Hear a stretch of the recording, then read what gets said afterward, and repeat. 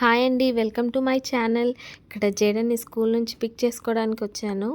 And also ఈరోజు లంచ్కి పాలక్ పన్నీర్ చేస్తున్నాను. So these are the ingredients for palak paneer అండి. నేను పెద్ద పెద్ద వంటలు అయితే చేయను, కానీ పాలక్ పన్నీర్ అయితే కొంచెం బాగానే చేస్తాను. సో ఫస్ట్ మనం పాలక్ని బాగా ఉడకబెట్టుకోవాలి. ఉడకబెట్టుకునే దాన్ని మిక్సీ జార్లోకి వేసుకొని కొంచెం పచ్చిమిర్చి వేసి ఫైన్ పేస్ట్ చేయాలండి. ఫైన్ పేస్ట్ చేసిన దాన్ని పక్కన పెట్టి స్టవ్ ఆన్ చేసి ఒక కడాయి పెట్టుకొని దాంట్లో 2 spoons of oil and ghee 1 spoon వేయాలి. And medium size onion cut చేసి బాగా వేయించాలండి. ఆనియన్ కొంచెం వేగిన తర్వాత 2-3 ఎండుమిరపకాయ అండ్ కొంచెం జీలకర్ర వేసి ఆనియన్స్ పింక్ కలర్ వచ్చేంత వరకు బాగా వేయించాలండి. ఆనియన్స్ పింక్ కలర్ రాగానే ఒక చిన్న స్పూన్ అల్లం వెల్లుల్లి పేస్ట్, మనకు కావాల్సినంత అల్లం వెల్లుల్లి పేస్ట్తో బాగా వేయించాలి.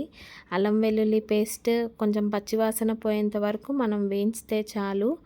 అండ్ దెన్ మనం ఏదైతే ఇప్పుడు గ్రైండ్ చేసి పెట్టుకున్నామో ఆ పాలక్ దాంట్లో వేయాలి.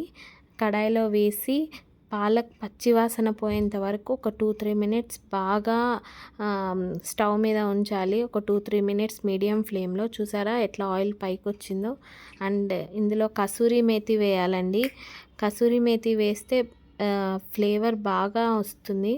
అండ్ ఆల్సో ఇక్కడ మసాలాస్ యాడ్ చేస్తున్నాను. 1 స్పూన్ జీలకర్ర పొడి, 1 స్పూన్ గరం మసాలా, 1 స్పూన్ ధనియాల పొడి, తగినంత ఉప్పు అండ్ 1 స్పూన్ కారము, 1 స్పూన్ పెప్పర్ పౌడర్. ఈ మసాలాస్ అన్నీ యాడ్ చేసి కలిపి నూనె పైకి వచ్చేంత వరకు మనము కర్రీని లిడ్తో క్లోజ్ చేసి వదిలేసేయాలి. ఒక 2 మినిట్స్ అయిన తర్వాత బాగా కర్రీ నూనె పైకి వస్తుంది. ఇక్కడ మా బాబు అండ్ వీళ్ళందరూ డ్రాగన్ తింటున్నారు, dragon fruit. And also Jayden dragon అమ్ముతున్నాడు. మమ్మీ డ్రాగన్ తీసుకో, డ్రాగన్ ఫ్రూట్ మమ్మీ అని. నీకు కావాలా డ్రాగన్ ఫ్రూట్ అని అడుగుతున్నాడు నన్ను. అండ్ ఆల్సో వీళ్ళు చాలా బాగా తింటారండి ఫ్రూట్స్. దే లవ్ ఫ్రూట్స్ అసలు. జేడన్ నాకొద్దు మమ్మీ నువ్వు తిను అంటున్నాడు. ఇక్కడ చూడండి బాగా ఆయిల్ పైకి వచ్చేసింది.